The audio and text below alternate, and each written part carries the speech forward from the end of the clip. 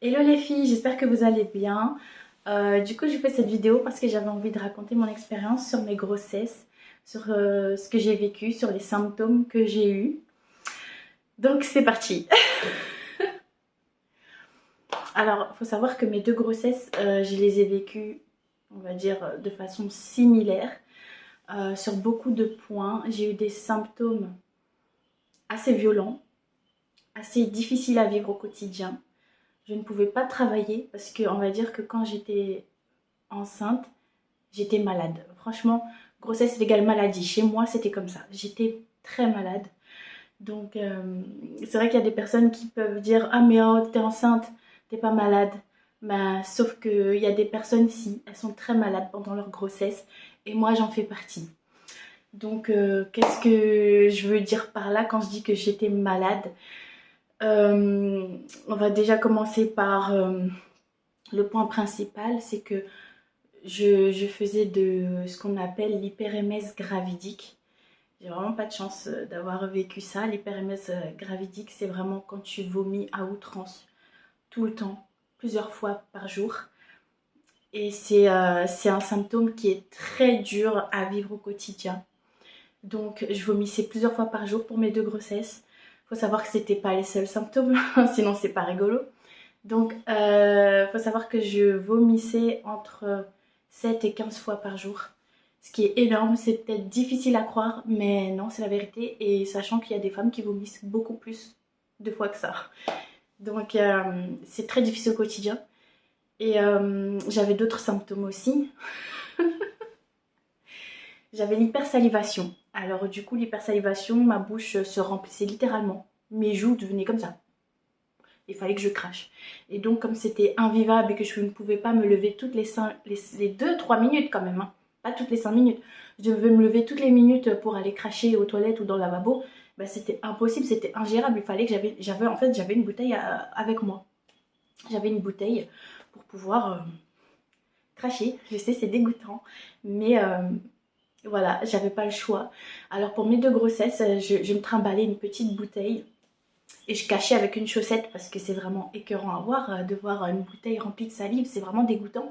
Et donc du coup, je la vidais et je mettais de la javel dedans, je secouais, je lavais et rebelote pour toute la journée en fait.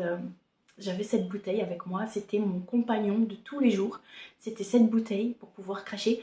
Et en extérieur, j'avais cette bouteille aussi pour sortir, donc je pouvais pas cracher dehors. À la maison, je pouvais pas me lever toutes les 2 minutes pour cracher. Donc j'avais cette fameuse bouteille. Euh, donc voilà, il y avait ça, il y avait le fait de vomir tout le temps, même le fait de ne pas manger, je vomissais. Et quand je mangeais, je vomissais aussi. Boire de l'eau, je vomissais aussi. Au bout d'un moment, je vomissais en pleurant parce que j'en avais marre de vomir. C'est très très... ben, ma gorge était littéralement irritée. J'étais épuisée parce que ça vide aussi de rendre tout le temps. Ben, on n'a plus d'énergie en fait. Et on n'ose même plus s'alimenter parce qu'on sait que derrière, ben, je savais ce qui m'attendait derrière. Donc c'était très très difficile mentalement. Il faut savoir aussi que pour mes deux grossesses, j'ai eu le diabète gestationnel. Donc il fallait ben, tout le temps... J'avais l'infirmière qui venait pour, avec le monitoring et tout, vérifier que le cœur du bébé bat correctement. J'avais les piqûres d'insuline, la piqûre, voilà, à faire à la cuisse, à vérifier ce que je mangeais, à pas faire d'écart, même si j'en faisais quand même. Le pic de glycémie, enfin, je devais me piquer le doigt aussi pour vérifier le taux de glycémie. Je devais pas manger ce qui me plaisait, enfin, même si je craquais parce que c'est pendant les grossesses, bah, c'est impossible des fois, mais il fallait quand même contrôler. Donc ça, c'était pas évident. Sachant qu'il y a les autres petits maux derrière, mais qui étaient supportables, comme les douleurs au bas-ventre de l'utérus qui fait la place pour le bébé. Bon, ça, c'était des grosses crampes, mais franchement, je pouvais supporter ça sans souci. Vraiment, ça, je pouvais supporter. Les brûlures aussi d'estomac, les brûlures au niveau de l'œsophage, les remontées acides gastriques et tout. Ça, franchement, honnêtement, même si c'est difficile, à côté de ce que je vivais, c'était vraiment vivable pour le coup. En dehors du fait que je vomissais excessivement, j'avais des nausées continuelles et perpétuelles. J'avais toujours cet état de mal-être. d'être nauséeuse toute la journée, de vomir plusieurs fois dans la journée, d'avoir l'hypersalivation et de cracher toutes les minutes dans ma bouteille, si ce n'est même toutes les 30 secondes parce que ma bouche se remplissait de salive. Ça, c'est vraiment étrange. Ma mère n'a pas eu ça. Ma mère n'a pas eu d'excès de salive pour ses grossesses. J'essaie de réfléchir. Faudrait que je demande à ma mère, mais je ne pense pas. Peut-être pour un de nous trois, peut-être entre mon frère et ma soeur. Je crois qu'avec moi, elle l'a eu. Je sais plus. Je sais plus. Mais moi, pour les 2 grossesses, j'ai eu cet excès de salive. C'est invivable. C'est vraiment invivable. Et pourtant, j'étais heureuse en fait. J'étais heureuse d'être dans cet état de grossesse, l'évolution du bébé. Ça, ça me mettait en joie, mais je ne pouvais pas m'épanouir pleinement avec tous ces mots-là. C'était impossible. J'étais plongée dans une déprime. Plongée dans une déprime. Ça m'handicapait dans la vie de tous les jours en fait. Parce que, par exemple, j'avais envie de faire de la natation pour ma deuxième. Voilà, je suis enceinte, je supporte pas le poids du ventre, j'avais besoin de me soulager. Je me dis, oh, la natation, la piscine, ça va être super cool. Et du coup, bah, je m'y rends. Je m'y rends le matin parce que ça me fait énormément de bien avec tous les mots que j'ai le matin. Je me dis, ça va me libérer, je vais être en apesanteur, je vais nager, ça va me faire du bien. Sauf que le trajet, j'avais pas encore le permis. Et le trajet pour m'y rendre, c'était pas très loin. Mais vous savez, pour se rendre dans le tramway ou en société, dans la rue avec les gens et tout, et j'avais envie de vomir. Bah, comme je vous ai dit, je vomis tout le temps. Donc en fait, avec les symptômes, mes symptômes de grossesse sont très violents. Donc pour m'y rendre, je me sentais pas bien.